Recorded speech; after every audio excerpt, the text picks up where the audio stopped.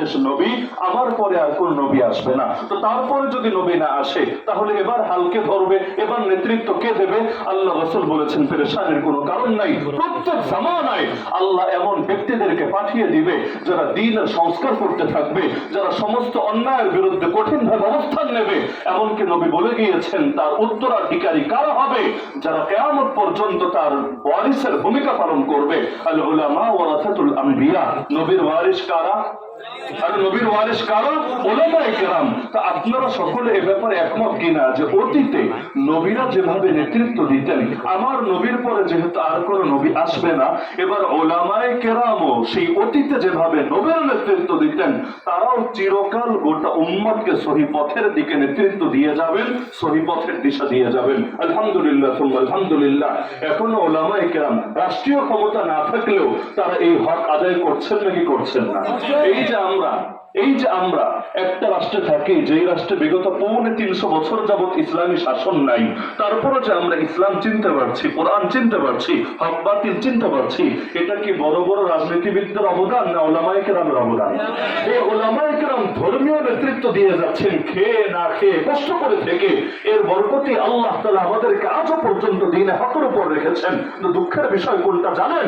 উলামায়ে কেরাম মুখ দিয়ে যে কথাগুলো বলছেন, রাষ্ট্রীয় ক্ষমতা না থাকার কারণে এগুলো আইনত বাস্তবায়ন করতে পারছেন না। মুখ দিয়ে কথা বললেই দায়িত্ব আদায় হয় না, বরং সেটাকে বাস্তবায়ন করা লাগে। আমি মুখ দিয়ে বললাম অন্যায়ভাবে মানুষ হত্যা করা যায় না, কিন্তু রাষ্ট্রীয় ক্ষমতা যদি থাকে সেই সমস্ত লম্পট ব্যক্তিদের হাতে, তারা তো অন্যায়ভাবে মানুষদেরকে হত্যা করবেই, তারা তো নারীদের ইজ্জত নিয়ে ছিনিমিনি খেলবেই, তারা তো বিভিন্ন বিশৃঙ্খলা সমাজের মধ্যে ছড়িয়ে দিবেই। অথচ উলামায়ে কেরামের হাতে যদি ক্ষমতা থাকতো, তাহলে কি মানুষের ইজ্জত, মানুষের সম্পদ, মানুষের জানমালের নিরাপত্তা কমতো নাকি বাড়তো? দুঃখের বিষয় হলো মানুষ সবই বোঝে, এগুলো বুঝিয়ে দেওয়ার কিছু নাই, কিন্তু নির্বাচন আসলে কেন যেন মনে থাকে না। উলামায়ে কেরামকে এত ভালোবাসে, যদি এখানকার মানুষ যারা আছেন প্রত্যেকেই বলেন না, উলামায়ে কেরামকে কি আপনারা এই পরিমাণ ভালোবাসেন না যে একজন আলেমের ডাকে রানিং কোন এমপি কেও জুতা মারার মতো হিম্মত আপনারা রাখেন? কি রাখেন না? কোন একজন আলেমের সাথে যদি একটা এমপি এসে বেয়াদবি করে, আর আলেম যদি বলে ধর ধর ধর, ও যত বড় এমপি হোক, যত বড় মন্ত্রী হোক, পাবলিক বসে থাকবে না ওই জায়গায় সেই এমপির বেয়াদবির উচিত শিক্ষা দিয়ে দিবে? সবাই জানেন যে রানিং এমপি কে পর্যন্ত জুতার বাড়ি দিতে পারে আলেমের ডাকে, কিন্তু নির্বাচন আসলে এই হিম্মতটা ভেতরে আসে না। তাহলে আর চোর ডাকাত দুর্নীতিবাজকে নেতা বানিয়ে কি হবে? তাহলে নবীর ওয়ারিসকে নেতা বানাই। নবীজি তার জামানায় যেভাবে নেতৃত্ব দিতেন, মসজিদে গেলে ধর্মীয় নেতৃত্ব দিতেন, আর রাষ্ট্রে আসলে রাজনৈতিক নেতৃত্ব দিতেন। আমরাও নবীর ওয়ারিসদেরকে নেতা বানাই, ইনশাআল্লাহ সুম্মা ইনশাআল্লাহ। দেশটা হলে পিছাবে না, দেশটা হলে আগাবে, সব দুর্নীতির অবসান হবে, সব সন্ত্রাসের অবসান হবে। কিন্তু ওই সময় এই কথা আর মনে থাকে না, বরং আমরা তো এমন এক দেশে থাকি যেখানে পয়সার বিনিময়েও ভোট বিক্রি হতে থাকে। আল্লাহ হেফাজত করুন আমাদেরকে। সুতরাং আমি মনে করি যে দাঁত থাকতে দাঁতের কদর বুঝতে হয়, দাঁত পড়ে যাওয়ার পরে কদর যতই বোঝেন লাভ হবে না। বাস্তবতা হলো এই জমিনে সবকিছু নিয়ন্ত্রণ করেন কে? আল্লাহ তাআলা যদি লিখে রাখেন আগামীর বাংলাদেশ ইসলামের বাংলাদেশ হবে, কোরআনের বাংলাদেশ হবে, আরে আপনি সঙ্গ দেন বা না দেন, পক্ষে থাকেন বা না থাকেন, আল্লাহর ফয়সালায় চূড়ান্ত হবে। সমস্ত নাস্তিক বেঈমানরা মিলেও পারবে না ইসলামের বিজয় করতে।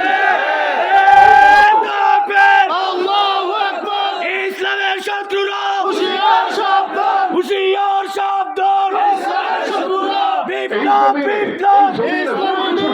হয় না, সবকিছুর ফয়সালা তো হয় রব্বুল আলামিনের আরশে আজিমের উপরে। আপনি চিন্তা করেন এই রাজা গৌর গোবিন্দ যখন জুলুম করতে করতে এই পর্যায়ে চলে গিয়েছিল যে তার এক কর্মকর্তার একটা ছেলে সন্তান হলো, যেহেতু সে ধর্ম পরিচয় মুসলমান ছিল, এই কর্মকর্তা নিজের বাচ্চার জন্মে খুশি হয়ে সে আকিকা করতে গিয়ে ছাগল আকিকা না করে গরু কোরবানি দিয়ে দিল। গরু দিয়ে সে আকিকার হক আদায় করার চেষ্টা করলো।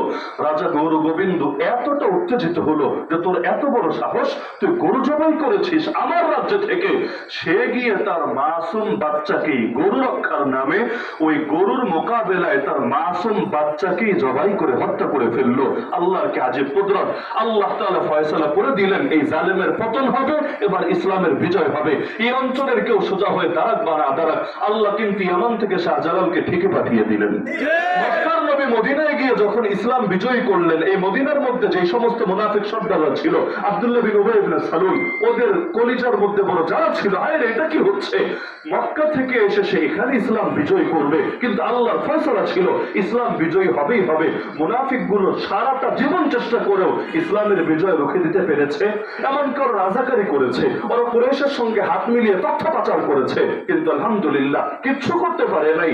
আল্লাহ তাআলা ইসলামকে এমন ভাবে বিজয়ী করেছেন, শুধু মদিনায় সীমাবদ্ধ থাকে নাই, সারা দুনিয়ার ঘরে ঘরে সেই ইসলামকে আল্লাহ পৌঁছে দিয়েছেন।